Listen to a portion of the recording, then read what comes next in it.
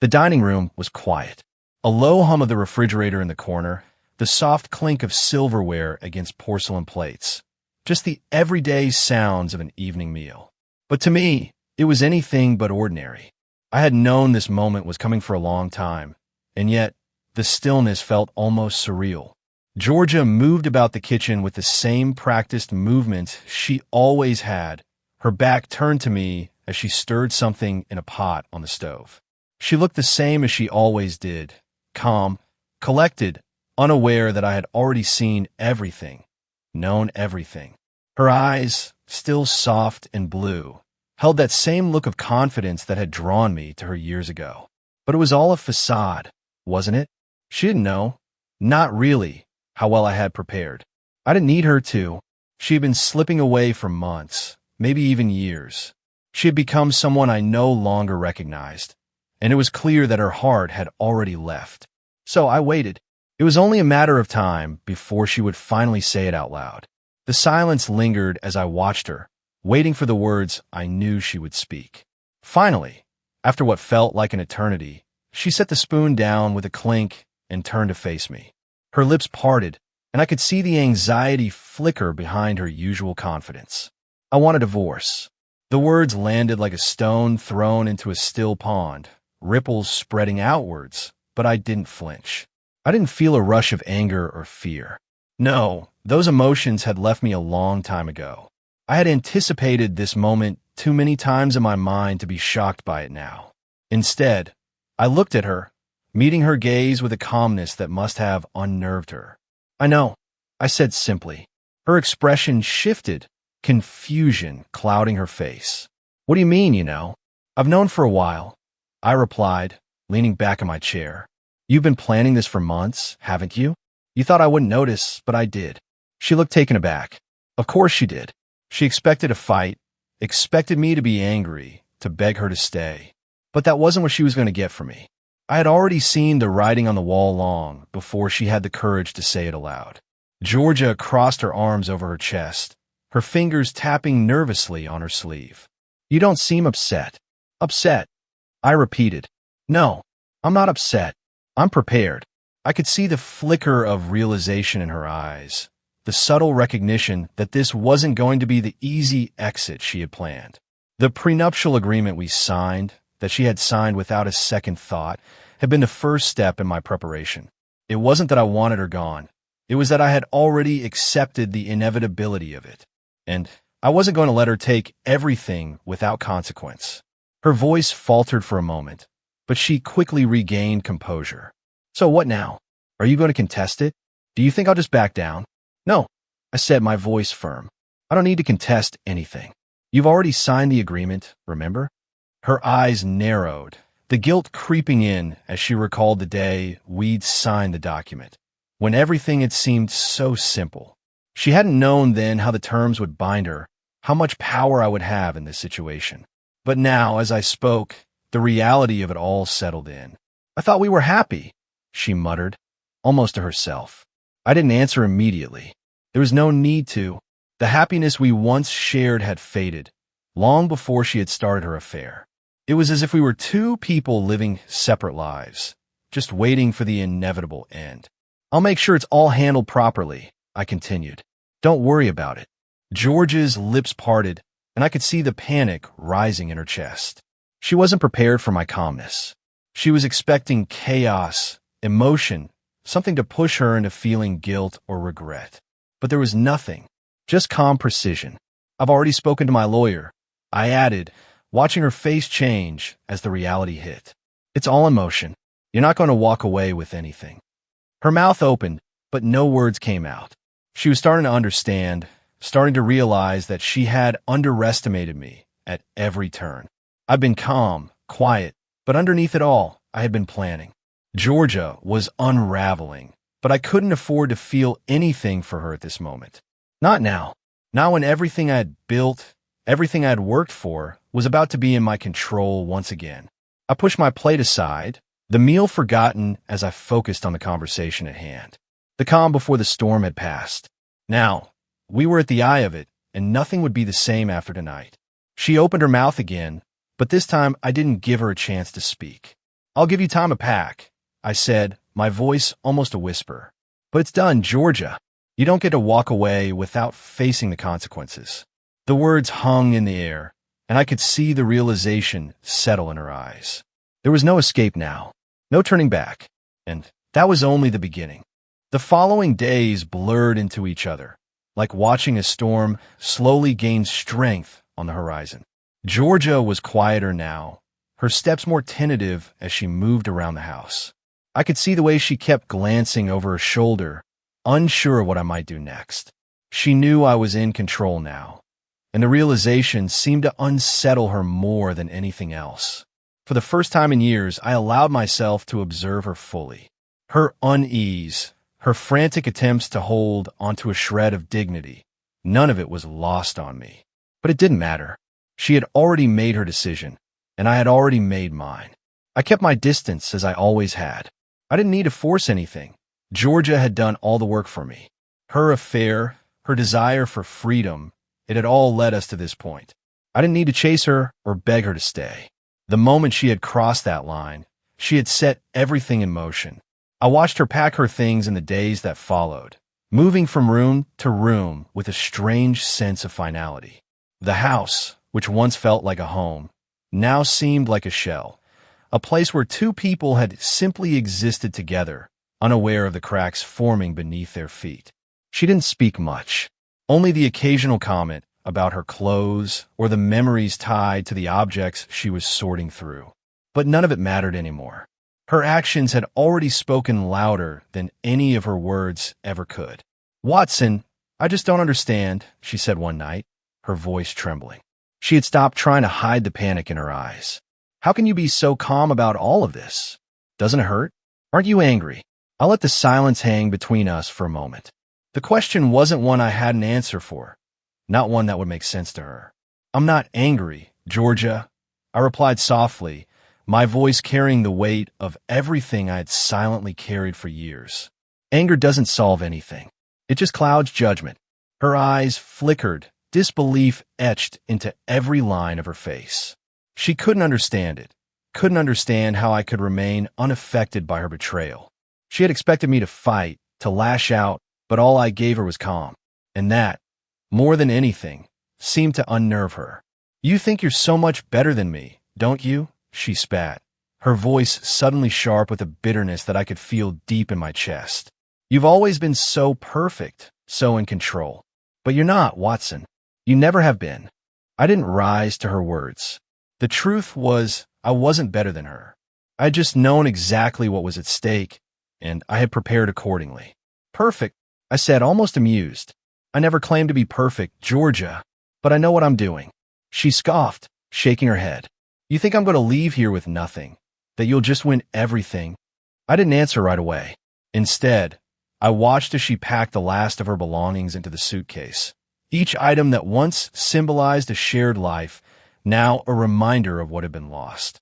She had no idea just how far I had gone to ensure that she would leave empty-handed. "I don't need to win, Georgia," I said finally. "You've already given me everything I need." She stopped, frozen in place, her hand still gripping the handle of the suitcase. The realization struck her then, and I could see the light flicker in her eyes. The fear, the understanding that she had lost before the battle had even begun. "Don't worry," I added softly. "Everything's already been arranged." The next day, the tension was palpable. I could feel her hesitation as she gathered the last of her things. There was no anger, no chaos, only a strange sense of finality. I had expected her to resist, to beg, but instead, she was silent. The lawyer I had retained was already on standby, ready to handle the formalities. Everything was in motion. What was left now was just the cold reality of it all.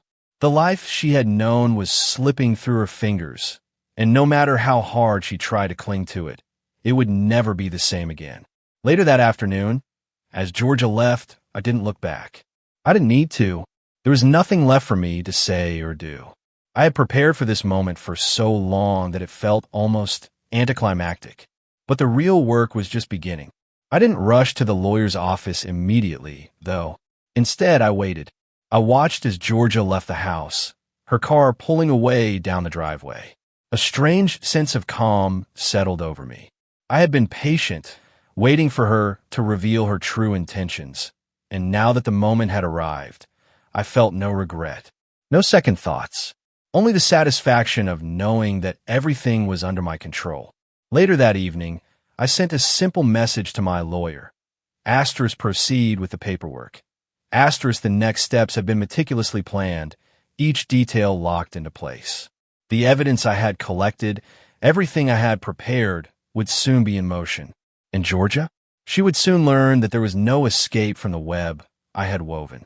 The final act was about to unfold. The following day, I sat in my office, reviewing some documents when I received a call from my lawyer. The formalities had begun, the paperwork was in motion, and the court hearing was scheduled. My lawyer's voice was crisp and professional as always, but there was an edge of approval in his tone. He could already see that Georgia was completely unprepared for what was coming. "Everything's in order," he said. "We're ready to proceed. But I've also received some interesting information." I raised an eyebrow, leaning forward. "Go on." "The affair," he continued, a slight pause before the words. "We've got everything we need. Your ex-wife's little secret has already been laid bare." I could hear the satisfaction in his voice. He had been briefed on all the details, but now, hearing the confirmation, the gravity of the situation seemed even more real. George's affair with her boss, John, was no longer a secret.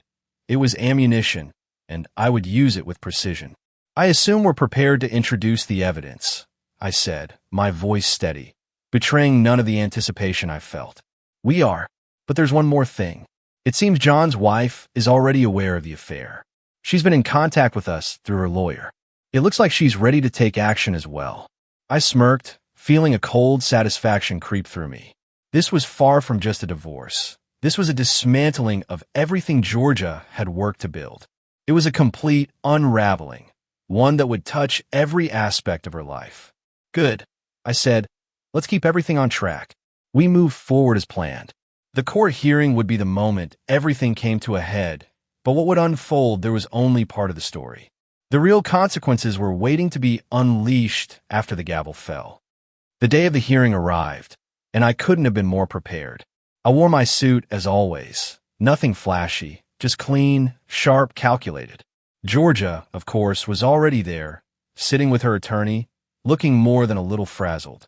Her usual composure had cracked. I could see it in the way she held herself, the way her eyes darted nervously from one side to the other. She wasn't ready for this, but I was. As the proceedings began, I sat back and let my lawyer take the lead. He was articulate, precise, everything I needed him to be. It was almost too easy. Every word he spoke, every piece of evidence he presented, was another nail in George's coffin. And when the moment finally came to reveal the affair, there was no hesitation.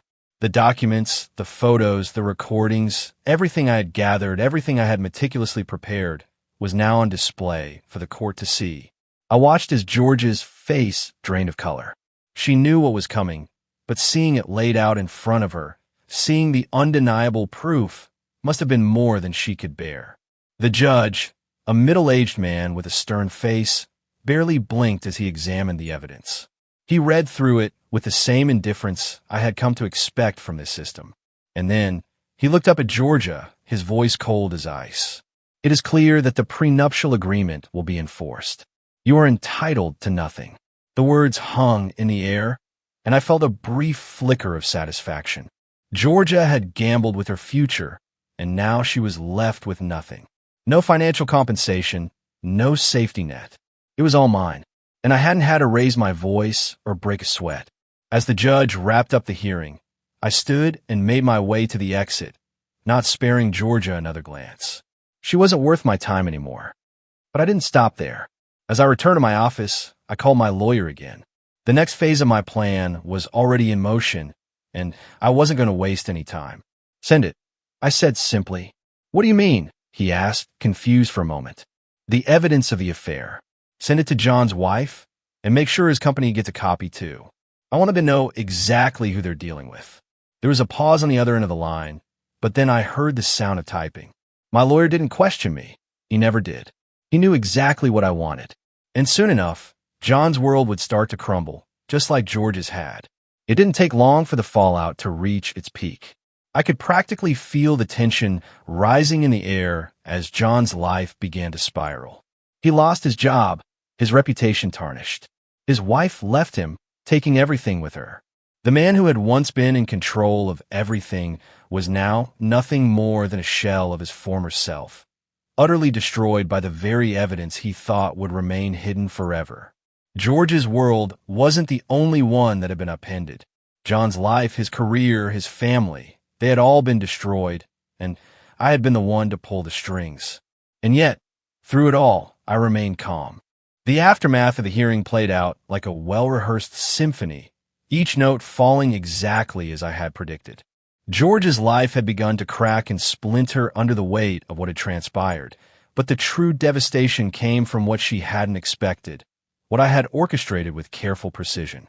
The next few days were a blur of phone calls, emails, and legal documents, all leading up to the inevitable unraveling of her carefully constructed facade. I watched from a distance as she tried to pick up the pieces, but there was nothing left to salvage. Not for her, at least. It was late in the evening when I received the call that I had been expecting. It was from John's wife's lawyer. "Mr. Watson," the lawyer began, his tone tight with frustration, "you've certainly made your mark on this case. John is no longer employed at his firm, and he's facing an investigation into his conduct.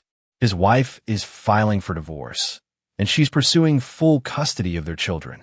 We'll be suing for defamation." I leaned back in my chair, a small, almost imperceptible smile tugging at the corners of my lips. This was the final layer of my plan, and it was unfolding beautifully. "You've done your job, haven't you?" I said, my voice steady, devoid of emotion. "Everything is in motion. You can't stop the wheels now. They're already turning." The lawyer let out a sharp exhale, clearly defeated. "You've taken everything from him. What more do you want?" "I want to ensure that everyone involved understands the price of crossing me," I replied simply. "John thought he could play with fire, but now he's burnt. And as for Georgia, well, she'll learn the hard way that betrayal always comes with a price." There was a moment of silence on the other end of the line, and then the lawyer hung up. I knew that the situation with John would only continue to deteriorate, but I didn't need to monitor it anymore. I had already won. A few days later, I found myself at a cafe, sitting alone with a cup of coffee. It wasn't often that I allowed myself moments of solitude, but this time I had earned it. The work was done. I had prepared, executed, and now the consequences were rippling through the lives of those who thought they could betray me without facing retribution. Georgia, on the other hand, was still in the process of absorbing the shock. After the hearing, she had disappeared, vanished into the void she had created for herself. I hadn't heard from her, and frankly, I wasn't concerned about it. I knew she was somewhere trying to figure out how everything went wrong, how she had miscalculated, underestimated, and failed to realize the power I had over the situation. It wasn't enough to destroy her marriage. That would have been too easy.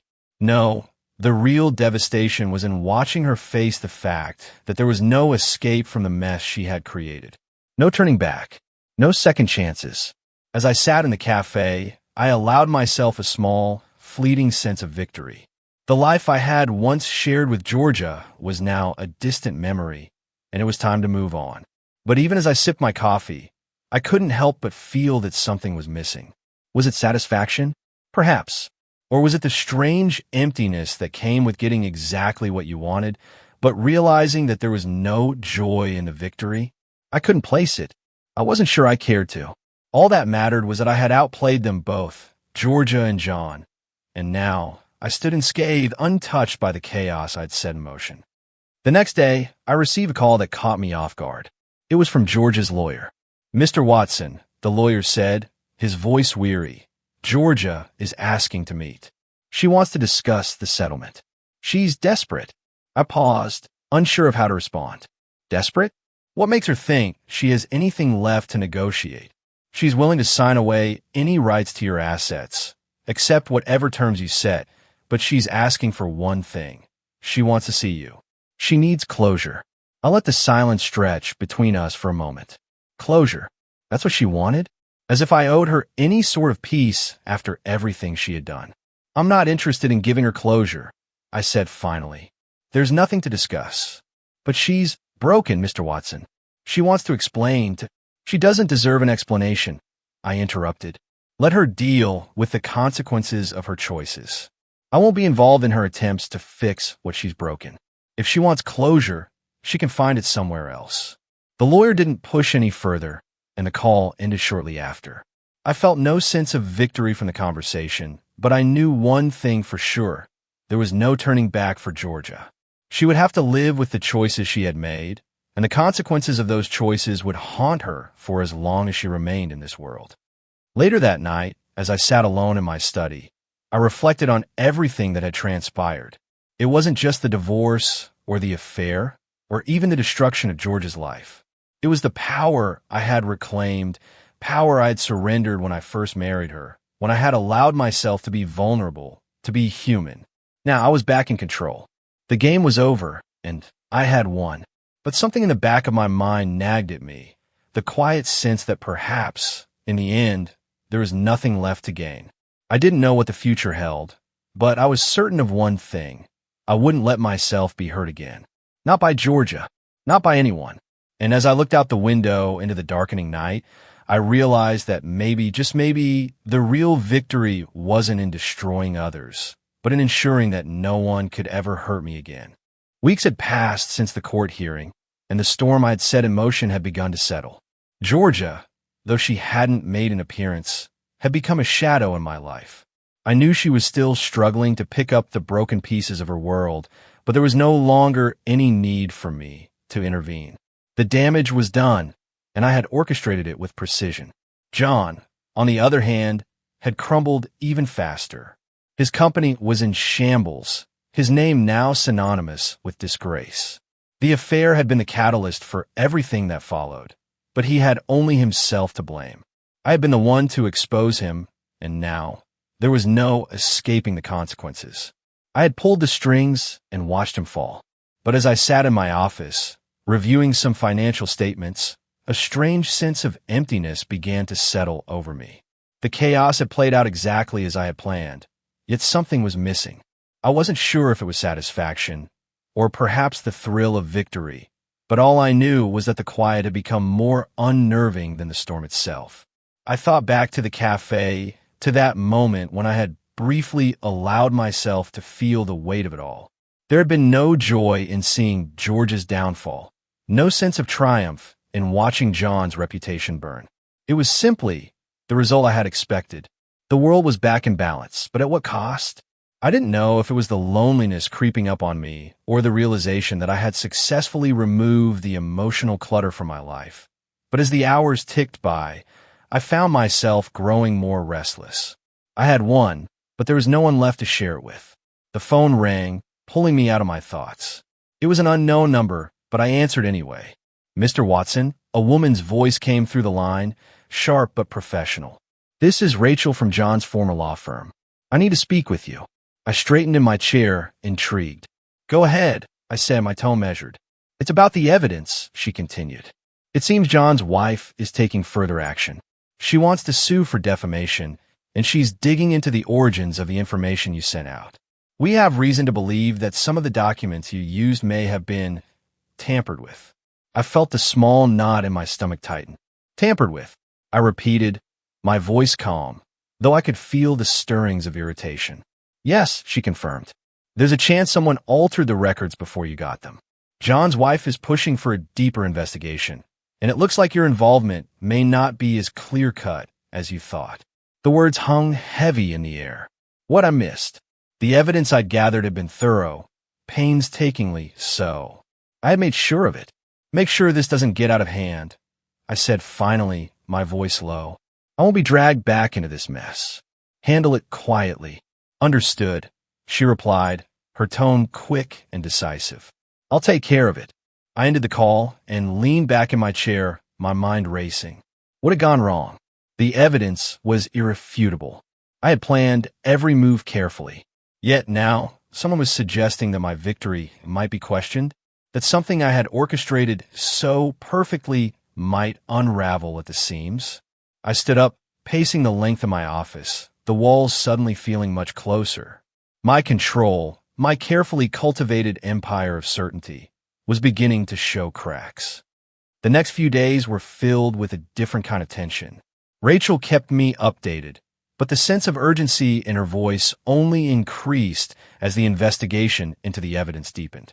I had spent years building a reputation of precision and control. The idea that someone could take that away with a few questions felt like a personal affront. I wasn't accustomed to uncertainty, and this uncertainty was threatening to undo everything. Finally, I decided to take matters into my own hands. I couldn't rely solely on the lawyer's word. I needed to see the evidence myself to make sure that nothing had been tampered with. I had to know who was behind this and why they were trying to destabilize the carefully laid plans I had set in motion. I spent the following days sifting through old documents, emails, and phone records, retracing every step I had taken to gather what I thought was irrefutable proof. It was exhausting work, but I had never been one to shy away from details. If something had slipped through the cracks, I would find it. But as I dug deeper, I realized something chilling. The tampered evidence wasn't the only issue I was facing. Georgia had been in contact with someone close to me. I traced a call she'd made, one that seemed unimportant at first, but as I followed the trail, I discovered a shocking connection. She had reached out to one of my old business partners, someone I had trusted implicitly, the same person who had helped me secure a critical part of the legal evidence I had used against her. Had Georgia been plotting this from the beginning? Had she known that I would go to great lengths to destroy her? Was I the one who had been played all along? The realization hit me with the force of a thunderclap. My preparations had been flawless. Yes, but there had been an element I hadn't accounted for. Someone on the inside had betrayed me. I stood in the middle of my office, the weight of the revelation settling over me like a suffocating blanket. Everything I had worked for, everything I had built, was at risk. And this time, I wasn't sure how to fix it. George's manipulation had gone deeper than I ever expected. She had played me, not just in the affair, not just in the marriage, but in every move we'd made together. She had turned my own strategies against me, and I was left standing at the edge of a cliff, watching my life slowly fall apart. The quiet emptiness that had settled over me earlier was now replaced with an overwhelming sense of dread. How had I been so blind? As I stood there, paralyzed by the realization, I knew one thing for sure. The game was far from over. And this time, I wasn't the one in control. The walls I had so carefully constructed around my life, around my identity, were crumbling, and I was left standing in the middle of the wreckage. Georgia, for all her faults, had managed to find a way to exploit my weaknesses. The betrayal of someone close to me had sent everything I had built into disarray, and now I had to find a way to regain control. The phone call came in the early morning, just as I was about to leave for a meeting. Rachel's voice was tight, urgent. "Mr. Watson," she began, "there's been a development. Georgia, she's made a deal with someone. We don't know all the details yet, but the investigation into the evidence tampering is growing. And this time, it's not just about John anymore." My heart dropped into my stomach. "What do you mean it's not just about John?" "Georgia's playing a different game now," Rachel continued, the words coming fast. "She's threatening to expose everything. Your past dealings, your involvement in the evidence. She's trying to turn the tables." I felt a cold sweat bead on my forehead. This was exactly what I had feared. Georgia hadn't just been a pawn in my game. She had been learning the rules, adapting, waiting for the right moment to strike back. "I need you to be careful," Rachel warned. "She's being strategic, very strategic. She's using her connections to spin a story that paints you as the villain. If you don't act now, you could lose everything." The implications of her words hit me like a freight train. For the first time in months, I felt the icy grip of fear clench around me. This wasn't just a divorce anymore. It was war, and Georgia had just declared it. I spent the next few days in a haze, sorting through the details of what was happening. Rachel had provided me with all the information she had gathered, but it was clear that I was dealing with someone much more dangerous than I had originally thought.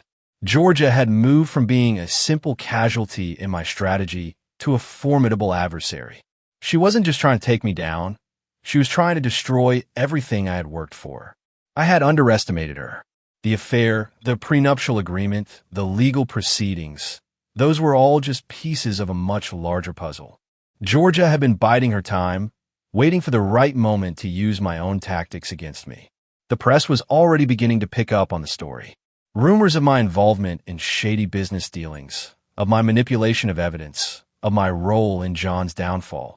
All of it was being spun into a narrative that painted me as a villain.